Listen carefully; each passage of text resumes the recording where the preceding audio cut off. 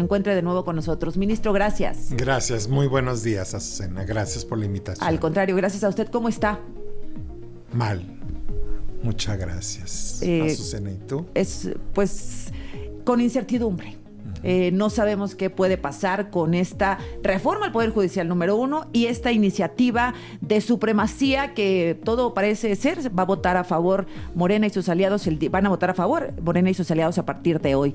¿Qué es violatoria de algún derecho? Es violatoria de algún derecho humano y entonces la Corte dice, no, esa ley, aunque haya sido votada por toda la mayoría que quieras, no puede ser válida. Contraviene los derechos humanos. Si la mayoría vota por, déjame poner el ejemplo de la pena de muerte, claro, la Corte va a decir no.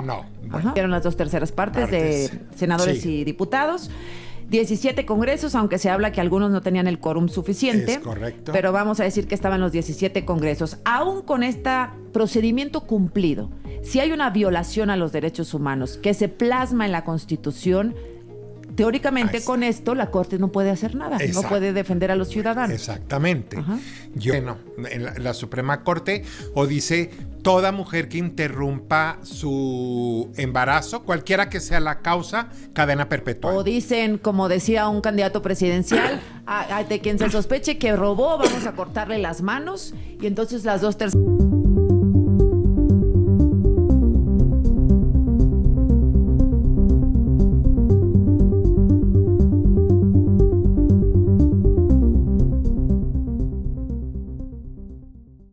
Encuentre de nuevo con nosotros. Ministro, gracias. Gracias, muy buenos días, Azucena. Gracias por la invitación. Al contrario, gracias a usted. ¿Cómo está? Mal. Muchas gracias. Azucena, ¿y tú? Pues con incertidumbre.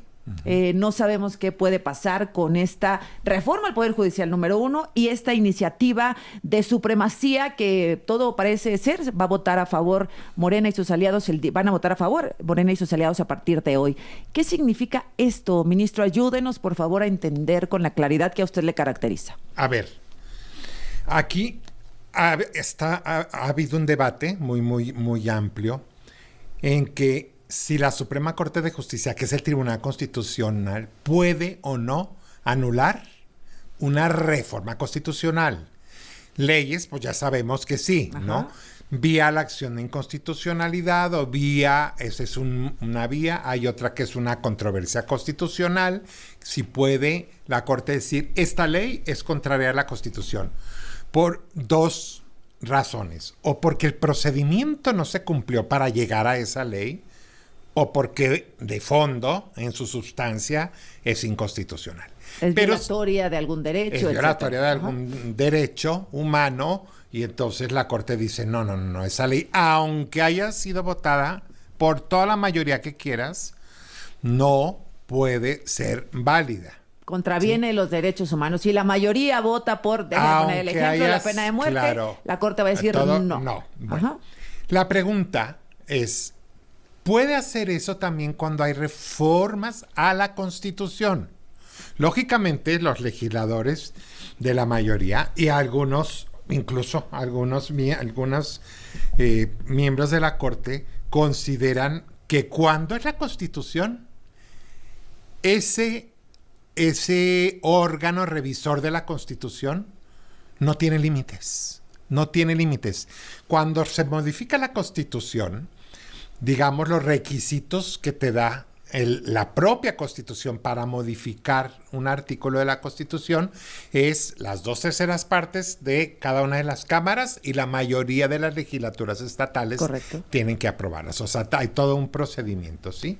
Bueno, los legisladores de la mayoría piensan que eso es intocable, pero en las dos vías, Azucena. Es decir, aun cuando se violara el procedimiento, para ellos, aun cuando no se lograran las 2/3 partes, aun cuando no se reuniera la mitad, o hubiese otro tipo de violaciones al procedimiento que son graves, porque no nada más el quórum, que no estaba el quórum, o sea... O el procedimiento que fue muy acelerado, que tenía errores, el fast track, por ejemplo, donde tú excluyes a las minorías, haces el famoso albazo legislativo. Que se va a aplicar hoy otra vez.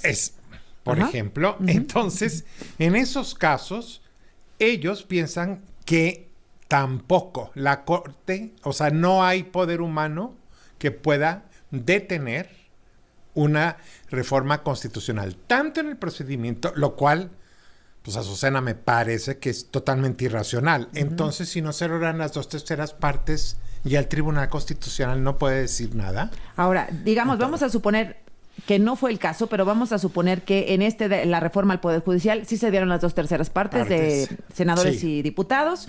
17 congresos, aunque se habla que algunos no tenían el quórum suficiente. Es correcto. Pero vamos a decir que estaban los 17 congresos. Aún con este procedimiento cumplido, si hay una violación a los derechos humanos que se plasma en la Constitución, teóricamente con esto la Corte no puede hacer nada, no puede defender a los ciudadanos. Exactamente. Yo no soy de esa corriente. Lógicamente, cuando, como tú dices, dejemos de lado el procedimiento, que se cumpliera todo impecablemente. Digamos que todo está al 100%. ¿No? Puede el Tribunal Constitucional en México y en otros países, puede decir, oye, pero hay ciertas, le llamamos cláusulas, ¿no? Pétreas se llaman. ¿Por qué? Que son inamovibles. Como el respeto a los derechos humanos.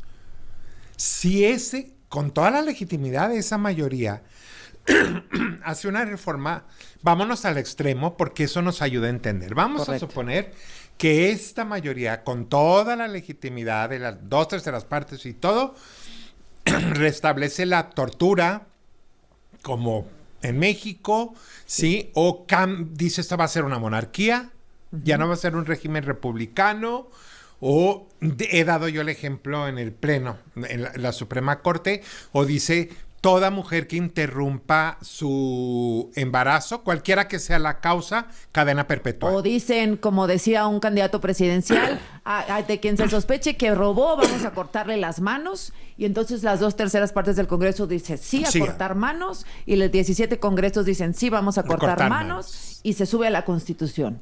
Y agárrate, ¿no? Porque si agarran a alguien, vamos a suponer, robando una pieza de pan porque tiene hambre, o sospechan que alguien robó alguna cosa, pues ya para que cuando se averigüe ya le cortaron las manos. Vamos a irnos a ese extremo. Vámonos a ese extremo. Entonces, la Corte dice, pausa, esto no puede ser. Esto no puede ser. Aunque a ti te toque reformar la Constitución con un procedimiento específico, no puedes llegar a ese extremo. No puedes llegar a ese extremo.